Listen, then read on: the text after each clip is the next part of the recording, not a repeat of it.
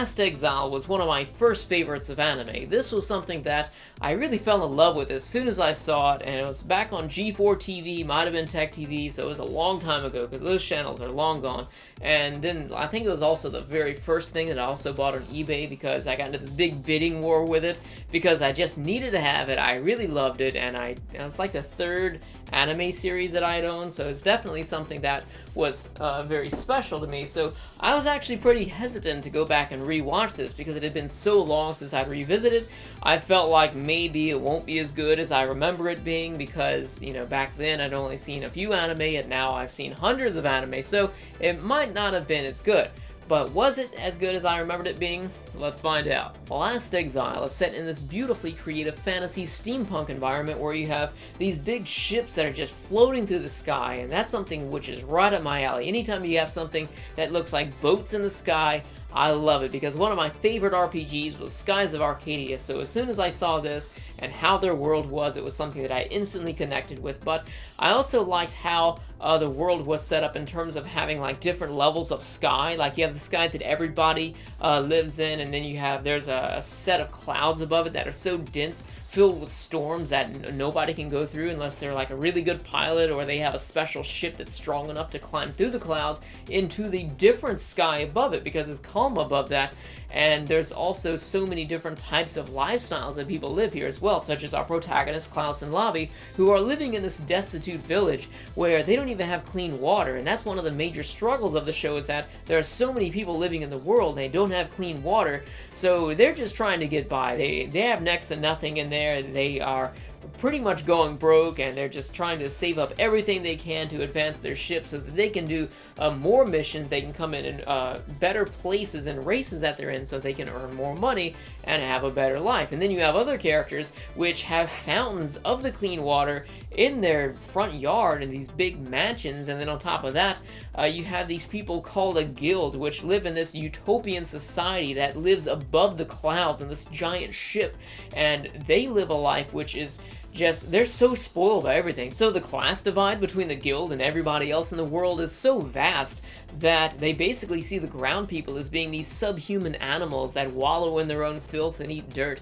And if they want to create wars between them, then they just do that for their own entertainment. And if they want to come down and kill people just for the fun of it, there's nobody that can stop them, because up in the guild, they've got the best of the best. They basically have mech technology up there compared to other people with the leaky pipe ships that they make in their basements over here. Of course, there are some really nice ships that people have down on the ground, but for the most part, you really can't compare to any of the guild ships because they're so technologically advanced. And on top of that, there's a power that the guild has, or that the guild has access to, which is a big mystery of the world as well, so I can't really say a whole lot about it, but they allude to this mystery in saying that it's something that will grant the person an ability to change the world to their liking, and it's something that you have to go and collect these different poems which are verbally handed down to different people of different families for different generations, and I think the guild has the control of the majority of these poems, so that is something which grants them more power than anybody else in the world. So it is something that is multifaceted in terms of its level of fantasy, and you just gotta watch it. I felt it's something that you just have to take in over several episodes because there's so much to their world that you need to learn because they took a lot of time in creating it. So as far as our characters go, we have Klaus and Lavi, and these are two characters which have been together for such a long time. They grew up together, and for the most part, they kind of just raised themselves because their fathers are both pilots, and they tried to cross the Grand Stream but died in the process. So now it's their goal to take their father's ship and cross the Grand Stream in that as well. But they're living in such a poor environment that they're trying to win races, and they're trying to deliver letters and go on these missions which will give them a lot of money so that they can fix their ship and actually pass the Grand Stream and complete their father's goal. So some of the things that I like about Klaus and Lavi as characters is that we get to learn about their past, and that's something which is a big bonus for me about really any character in anime. I just love to learn about characters' past because it just shows you a window into parts of their life that you would have not seen otherwise, and on top of that, there are certain parts of their history which tie into some of the mysteries within the show, and there are lots of mysteries here because it's this massive adventure environment that we see that's going to keep all of the viewers just wondering about lots of different things. Now, on top of the backstory that we get for these characters, we also see that they face individual development. Even though they spend so much time together, they still have their own unique experiences, and each of them have their own individual changes as well. There was one thing that I felt on the fence about with these two characters, which was their unspoken romance that they had, which I felt was a huge area of opportunity for the show, because on one hand, they were really close to each other from living together for such a long time, which was definitely a bonus, but at the same time, Klaus would act totally oblivious to the fact that Lavi was jealous of how he interacted with other women, and you would imagine that if you live together with somebody for such a long time like that, one of the other would address some sort of feelings that they may have had for each other in that period of time, or maybe they would have just tried something, because you never know, you make a move, sometimes it works out, and you would imagine that something like that would have happened with these two characters. So it kind of felt like they were lacking in that department, but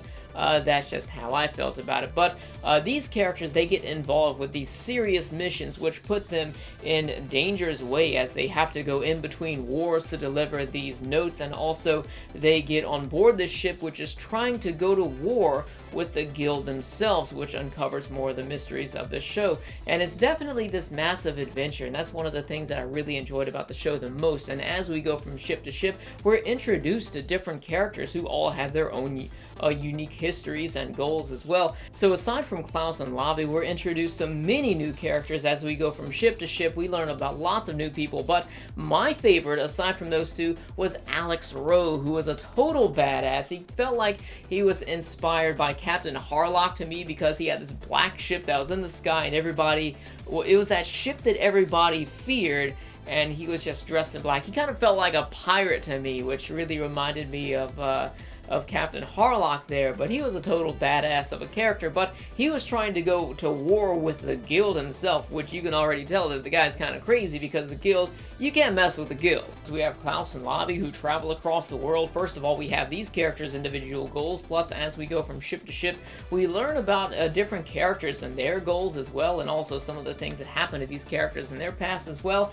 and also how some of these other side characters develop. And like I said, we have Alex Rowe on the Sylvanas, along with much of the crew of that ship as well, which we become acquainted with over time as Klaus and Lavi spend so much time on that ship. And then we also meet a few characters which I feel is going to be, you're either going to love them or hate them. I'm just going to say that. They're from the guild, and they're extremely flamboyant characters. We have Dio and Luciola. Now, Dio is like royalty blood. He's the brother of the Maestro Delphine, who is like the queen of the guild. She's the head in charge over there, and he's her brother. And then he has a manservant, and they're really good friends, but they're also kind of in love with each other, and they're very feminine characters. But at the same time, I felt they did a really good job with Dio. I know some people are probably not going to like him because he is kind of annoying, but I felt they did a good job in not stereotyping him down into the type of role that you would expect for him. Now, what's at play with this character is that he doesn't actually like the guild. He doesn't like some of the traditions that they have, and he really does not like his sister, and you're going to see why in the story. I don't want to go too much in depth about that, but when we start to learn more about Dio and why he doesn't like the guild, we learn about some of the things that go on there, and we basically see it through not so much his perspective, but we get to learn why he has this deep hatred for his sister and their culture, basically. And it's pretty messed up, I'm gonna tell you that. They got some strange things going on over there on the guild. Actually, let me just show you this.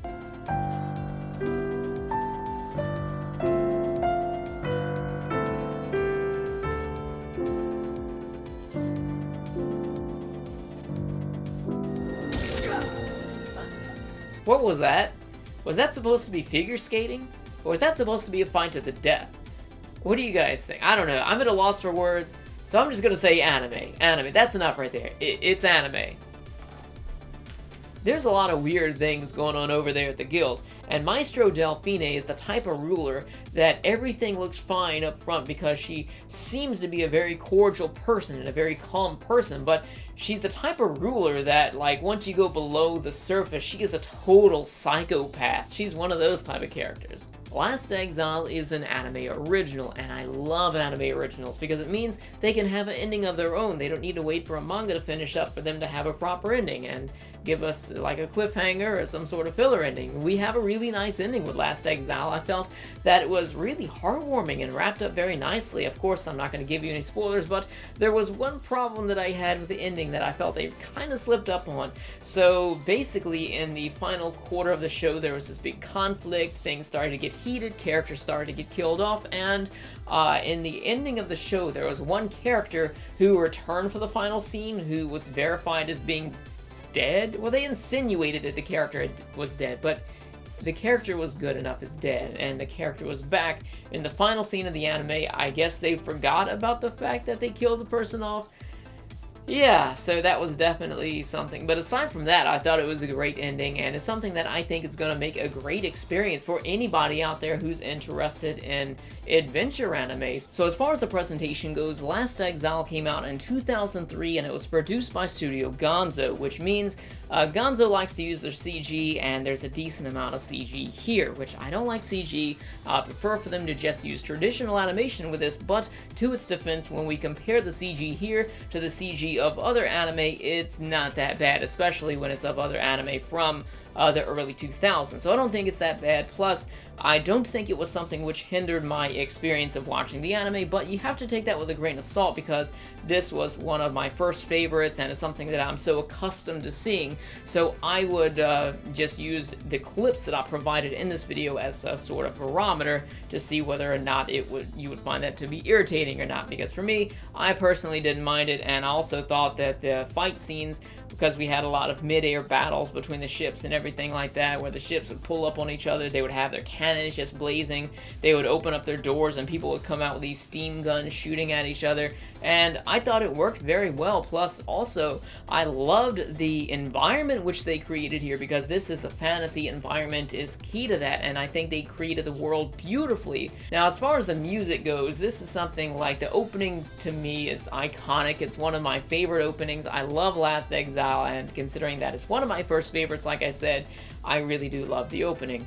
And also, I think it has a great soundtrack as well. Now, as far as the voice acting goes, this is a show which every single time I watch it with the English dub, and I think they did a pretty good job with doing the dub. If you're interested in watching this and you usually watch shows in dub, then I would definitely recommend it, but I'm pretty sure that the Japanese audio is going to be good as well. But it's just something that I'm not really curious to see how the Japanese audio works, because I'm just so used to watching it with the English audio, because I don't think they did that bad of a job. So overall, my experiences of revisiting Last Exile after it had been over a decade since I had seen this last, and I'd seen so many anime in the meantime, it was still something that I really enjoyed, and I would recommend to anybody out there who is a fan of fantasy adventure anime. Go ahead and check out Last Exile if you haven't yet. If you have seen Last Exile, let me know what you think about it in the comment section below. Thanks for watching. If you enjoyed the review, be sure to subscribe, and I'll see you guys next time.